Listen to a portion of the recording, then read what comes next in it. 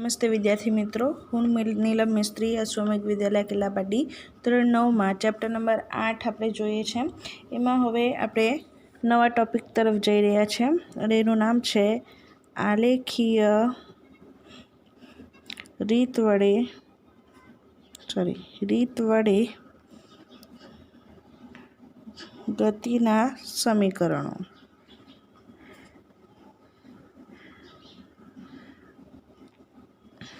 આપણે આલેખીય રીત વડે આલેખીય નિરૂપણ શીખી ગયા છે, બરાબર. હવે એ જ આલેખીય રીત વડે આપણે શું જોવાના છે?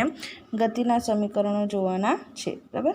તો પહેલાં તો આપણે ગતિના સમીકરણો કોને કહેવામાં આવશે એની વ્યાખ્યા મેળવીએ, બરાબર.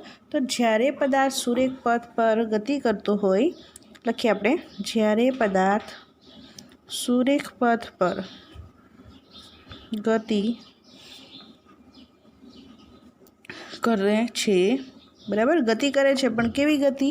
તો અચળ પ્રવેગી ગતિ, બરાબર. અહીંયા આપણે લખીએ કૌંસમાં અચળ પ્રવેગી ગતિ, બરાબર. ગતિ કરે છે ત્યારે તેના વેગ, પ્રવેગ અને આપેલ સમયગાળા દરમિયાન તેણે કાપેલા અંતરને એકબીજા સાથે સાંકળતા સમીકરણોને ગતિના સમીકરણો કહે છે, બરાબર. ગતિના સમીકરણો કોને કહેવામાં આવશે? તો જ્યારે પદાર્થ સુરેખ પથ પર, બરાબર, પથ પર અચળ પ્રવેગી ગતિ કરે છે ત્યારે તેનો વેગ, પ્રવેગ અને આપેલ સમયગાળા દરમિયાન તેણે કાપેલા અંતર એકબીજા સાથે સાંકળતા હોય તે સમીકરણને શું કહેવામાં આવશે? ગતિના સમીકરણ કહેવામાં આવે છે, બરાબર. તો અહીંયા આપણી પાસે 3 સમીકરણો તમને આપવામાં આવેલા છે અને આ 3 સમીકરણો તમારે યાદ રાખવાના છે, બરાબર. કારણ કે એ સમીકરણોને આધારે તમારે દાખલાની પણ ગણતરી કરવાની આવશે. તો અહીંયા આપણે લખીએ ગતિના સમીકરણો, બરાબર. ખાસ ધ્યાન રાખવાનું છે. એમાં પહેલું ગતિનું સમીકરણ છે v = u + at, બરાબર. જ્યાં v શું છે તો આપણે આગળ શીખી જ ગયા છે, મેં તમને જણાવ્યું જ છે. v બરાબર અંતિમ વેગ, u બરાબર પ્રારંભિક વેગ, બરાબર. સ્મોલ a પ્રવેગ દર્શાવે છે અને t શું દર્શાવે છે? સમય, બરાબર. અહીંયા આ પ્લસ છે અને આ t છે, ઓકે. તો આ જે સમીકરણ છે એ કયું સમીકરણ છે? તો વેગ અને સમય વચ્ચેનો સંબંધ દર્શાવતું સમીકરણ છે. તો પરીક્ષામાં VSQમાં એવું પણ પૂછાય કે વેગ અને સમય વચ્ચેનો સંબંધ દર્શાવતું સમીકરણ લખો, તો એ કયું છે? તો v = u + at, okay. Next બીજું સમીકરણ જોઈએ તો એ છે s = ut + 1/2 at². અહીંયા પણ s શું દર્શાવે છે? તો અંતર દર્શાવે છે, બરાબર. u પ્રારંભિક વેગ છે, t સમય છે, a પ્રવેગ છે અને અહીંયા જે t છે એ પણ શું છે? સમય છે, ઓકે. તો આ જે સમીકરણ છે એ કોના વચ્ચેનો સંબંધ દર્શાવે છે? તો અહીંયા s શું દર્શાવે? અંતર, બરાબર. એટલે અંતર અને સમય વચ્ચેનો સંબંધ દર્શાવતું સમીકરણ છે, બરાબર. તો તમને પરીક્ષામાં એવું પણ પૂછાય કે અંતર અને સમય વચ્ચે સંબંધ દર્શાવતું સમીકરણ તે કયું આવશે? s = ut + 1/2 at². અને ત્રીજું સમીકરણ છે એ છે 2as = v² - u², બરાબર. અહીંયા પણ એ પ્રવેગ દર્શાવે છે, એસ અંતર દર્શાવે છે, વી અંતિમ વેગ અને યુ પ્રારંભિક વેગ. બરાબર. અને આ કોના વચ્ચે સંબંધ દર્શાવતું સમીકરણ છે? તો અહીંયા અંતર પણ છે અને બીજું શું છે? તો વેગ છે. બરાબર. એટલે આ જે સમીકરણ છે એ અંતર અને વેગ વચ્ચેનો સંબંધ દર્શાવતું સમીકરણ છે. બરાબર. તો આ 3 સમીકરણ તમારે યાદ રાખવાના છે. બરાબર. એકદમ આઈએમપી છે. બરાબર. સમીકરણો, આ સમીકરણો તમે જ્યારે અત્યારે આપણે ચેપ્ટર નંબર 8 શીખીએ છીએ. બરાબર. ચેપ્ટર નંબર 9 ભણશું આપણે, એનો અભ્યાસ કરશું, તેમાં પણ આ સમીકરણોનો ઉપયોગ આવશે. બરાબર. એટલે આ તમારે ખાસ યાદ રાખવાના છે અને તમે જ્યારે આગળ ભણશો તો ત્યારે પણ ફિઝિક્સમાં તમારે આ સમીકરણનો ઉપયોગ કરવાનો આવશે. ઓકે. તો આ દરેક સમીકરણમાં મેં તમને જણાવ્યું જ છે કે એ શું દર્શાવે છે? પ્રવેગ દર્શાવે છે, યુ પ્રારંભિક વેગ દર્શાવે છે, વી અંતિમ વેગ દર્શાવે છે, ટી સમય દર્શાવે છે અને એસ એ અંતર દર્શાવે છે. બરાબર. તો હવે આપણે મેઇન ઇમ્પોર્ટન્ટ થિયરી તરફ જઈએ છીએ. આઈએમપી થિયરી પરીક્ષામાં ખાસ પૂછાય એવી થિયરી છે. બરાબર. અને એ છે વેગ અને સમય વચ્ચેનો સંબંધ દર્શાવતું સમીકરણ. બરાબર. તો વેગ અને સમય વચ્ચેનો સંબંધ દર્શાવતું સમીકરણ કયું છે? તો એ આ છે. બરાબર. તો આ જે સમીકરણ છે એ સમીકરણને આપણે આલેખીય રીતની મદદથી આપણે આ સમીકરણને તારવવાનું છે. બરાબર. તો પરીક્ષામાં તમને સવાલ કઈ રીતે પૂછી શકાય? તો પહેલો સવાલ એ રીતે પૂછી શકાય કે સુરેખ પથ પર અચળ પ્રવેગી ગતિ માટે વેગ અને સમય વચ્ચેના સંબંધ દર્શાવતું સમીકરણ આલેખની રીતથી મેળવો.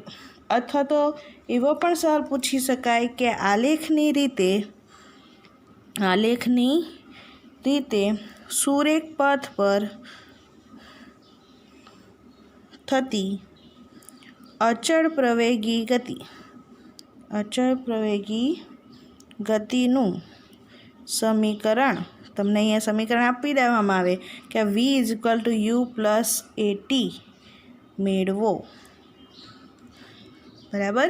તો આલેખની રીતે વેગ અને સમય વચ્ચેનું દર્શાવતું સમીકરણ, તો તમને ખાસ ધ્યાન આવવું જોઈએ. સમીકરણ કયું આવશે? v = u + at. એને આપણે મેળવવાનું છે. બરાબર. હવે આલેખની રીતથી મેળવવાનું છે એટલે આલેખ દોરવો જરૂરી છે. તો આપણે આલેખ જોઈએ. તો અહીં તમને બુકમાં આલેખ આપવામાં જ આવ્યો છે. એ આલેખ અહીંયા મેં ડ્રો કર્યો છે. બરાબર. તો અહીંયા જે તમને ગતિ દર્શાવવામાં આવી છે એ ગતિ તમને પદાર્થની કેવી ગતિ દર્શાવી છે? તો પ્રવેગી ગતિ દર્શાવી છે. બરાબર. તો હવે આપણે થિયરી જોઈએ. તો અચળ પ્રવેગી ગતિ કરતા પદાર્થ માટે વેગ સમયનો આલેખ તમને અહીંયા આપેલો છે. બરાબર. એટલે આપણો જે આલેખ છે એ આલેખ કોના માટે છે? અચળ પ્રવેગી ગતિ કરતા પદાર્થ માટે વેગ સમયનો આલેખ આપેલો છે. વેગ સમય માટેનો આલેખ અહીંયા દર્શાવેલો છે. તો આલેખ પરથી આપણે અહીંયા જોઈ શકીએ છીએ, સ્પષ્ટ થાય છે કે પદાર્થનો જે પ્રારંભિક વેગ u છે તે ટી સમયમાં વધીને કેટલો થાય છે? v જેટલો થાય છે. બરાબર. એટલે કે પદાર્થ અહીંયાથી ગતિની શરૂઆત કરે છે. બરાબર. એટલે પદાર્થનો જે પ્રારંભિક વેગ છે એ u અહીંયા આવશે. બરાબર. અને ટી જેટલા સમયગાળામાં વધીને કેટલો થાય છે? તો પદાર્થ બી પર અહીંયા આવે છે ગતિ કરીને. બરાબર. એટલે બી પર અહીંયા આવે છે તો એનો જે વેગ હશે એ અહીંયા અંતિમ વેગ કહેવાશે. બરાબર. ખ્યાલ આવતો છે? ઓકે. તો આ જે પદાર્થનો પ્રારંભિક વેગ u છે એ ટી જેટલા સમયગાળામાં વધીને કેટલો થાય છે? અંતિમ વેગ v જેટલો થાય છે. બરાબર. અહીંયા મેં સમય કૌંસમાં s દર્શાવ્યું છે. તો s એ શું છે? તો એ સેકન્ડ છે. બરાબર. સમયનો એકમ અને વેગ મીટર પર સેકન્ડ. ओके, अहींया एस बराबर अंतर नहीं समझता, बराबर। चलो हवे आगळ जोईए तो वेग ए केटला दरथी हवे अहींया प्रारंभिक वेग यू मळ्यो अने अंतिम वेग वी मळ्यो, बराबर। एटले के शुं थाय छे, वेगमां फेरफार थाय छे अने वेगना फेरफाરના दरને શું કહીએ છીએ આપણે? પ્રવેગ કહીએ છીએ, બરાબર। એટલે જે પ્રવેગ આપણને જે વેગનો ફેરફાર જોવા મળે છે એ કેટલો મળે છે? તો પ્રવેગ જેટલો મળે છે, બરાબર। એટલે પદાર્થનો જે વેગ છે એ વેગ પ્રવેગ જેટલા અચળ દરે વધે છે, બરાબર। તો અહીંયા આલેખ પરના બી બિંદુ આગળથી આપણે સમય અક્ષ પર અને વેગ અક્ષ પર જો આપણે લંબ દોરીએ તો અહીંયાથી આ રીતે લંબ દોરીશું,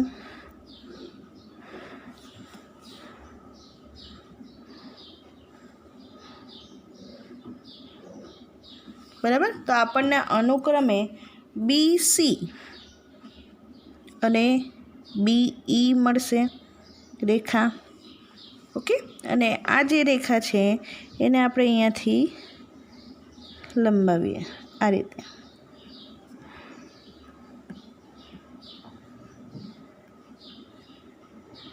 તો એ BCને અહીંયા ડી બિંદુએ છેદશે, બરાબર। તો અહીંયા આપણને બી અને સી લંબ દોરેલા છે આપણે, તેથી ઓ એ, બરાબર, આ જે 0 છે અહીંયા ઉગમ બિંદુ છે, બરાબર। તો આ જે ઓ એ છે એ શું થશે?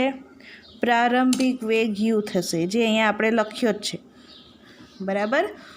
તો ઓ એ બરાબર શું થશે? CD થશે, ઓકે। તો અહીંયા આપણે લખીએ કે ઓ એ પ્રારંભિક વેગ દર્શાવે છે, બરાબર। અને આ જે BC છે એ શું દર્શાવે છે? અંતિમ વેગ દર્શાવે છે, આ ખાસ ધ્યાન રાખજો, બરાબર। ઓ એ પ્રારંભિક વેગ દર્શાવે છે અને BC એ અંતિમ વેગ દર્શાવે છે। અહીંયા આપણે લખીએ ઓ એ બરાબર યુ અને BC બરાબર વી, એટલે કે પ્રારંભિક વેગ અને આ છે અંતિમ વેગ, ઓકે। હવે આગળ જોઈએ આપણે તો ઓસી। હવે આ જે ઓસી છે એ ઓસી શું છે? તો સમય છે, બરાબર। તો ઓસી એ શું દર્શાવે છે? સમય દર્શાવે છે। તો અહીંયા આપણે લખીએ ઓસી ઇઝ ઇક્વલ ટુ ટી કૌંસમાં સમય, બરાબર।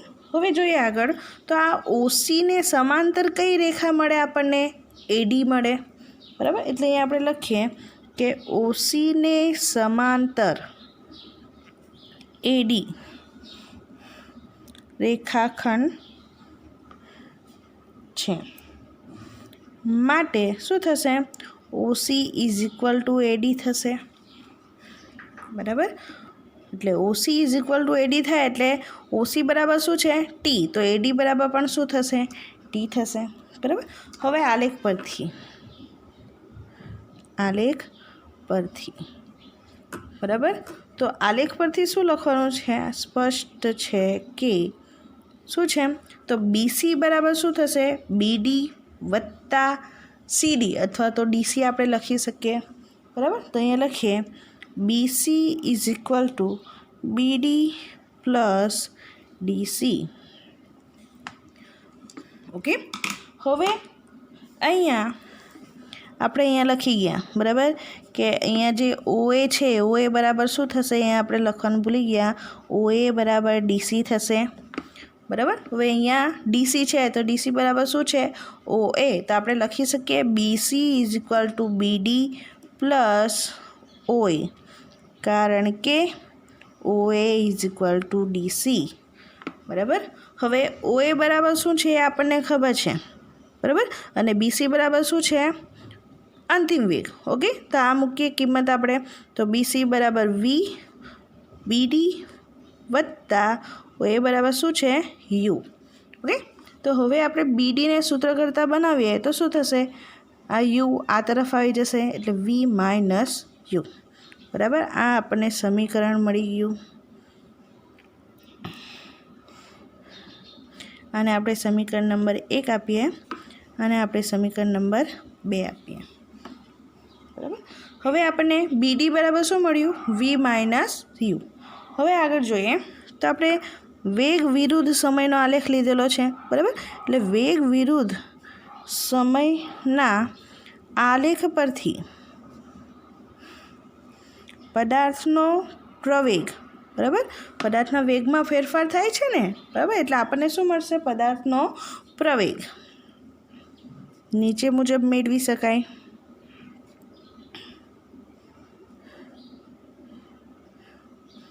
તો સમીકરણ શું થશે? A ઇઝ ઇક્વલ ટુ વેગમાં ફેરફાર ભાગ્યા સમય. હવે વેગમાં ફેરફાર કોણ દર્શાવશે?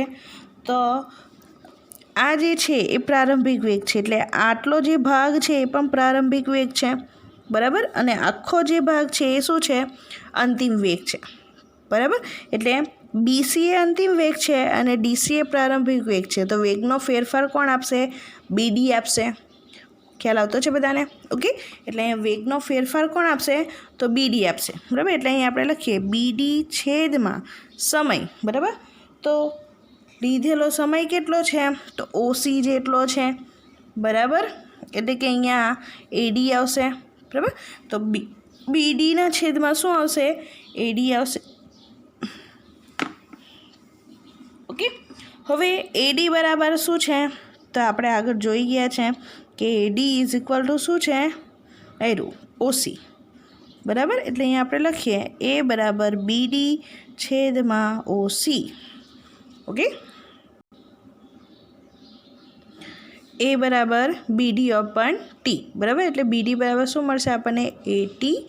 એટલે એને આપણે નંબર આપીએ સમીકરણ નંબર 3. હવે સમીકરણ 2 અને 3 પરથી, સમીકરણ 2 અને 3 પરથી, સમીકરણ 2માં શું મળેલું હતું આપણને? તો BD is equal to V minus UT મળ્યું હતું, બરાબર. અને સમીકરણ 3માં શું મળ્યું? તો BD is equal to AT, બરાબર. તો સમીકરણ 2 અને 3 પરથી એવું પણ લખી શકો, અથવા તો તમે એવું પણ લખી શકો સમીકરણ 2માં 3ની કિંમત મૂકતા, બરાબર. તો સમીકરણ 2 BD is equal to V minus you છે, તો એમાં આપણે BDની કિંમત મૂકીએ તો આપણને શું મળશે? AT is equal to V minus you મળશે, બરાબર. હવે આ તરફ જે પ્રારંભિક વેગ છે એ કેવો છે? માઇનસ છે. એને આપણે આ તરફ લઈ આવીએ તો શું થઈ જશે? પ્લસ થઈ જશે, બરાબર. એટલે V is equal to you plus AT મળી ગયું આપણને સમીકરણ, બરાબર. જે આપણું કયું સમીકરણ છે? તો પ્રવેગી ગતિ માટેનું સમીકરણ છે, વેગ અને સમય વચ્ચેનો સંબંધ દર્શાવતું સમીકરણ છે, બરાબર. તો આ સમીકરણ આપણે શેના મદદથી તારવ્યું છે? તો આલેખની મદદથી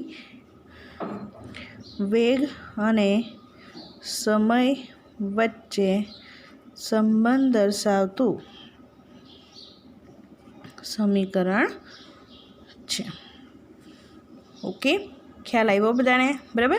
તો આ થિયરી ઇમ્પોર્ટન્ટ છે, ખાસ વાંચવું પરીક્ષામાં, બરાબર. એવી જ રીતે બીજા 2 સમીકરણ પણ આપણે તારવવાના છે, જે આપણે નેક્સ્ટ લેક્ચરમાં જોશું. Thank you.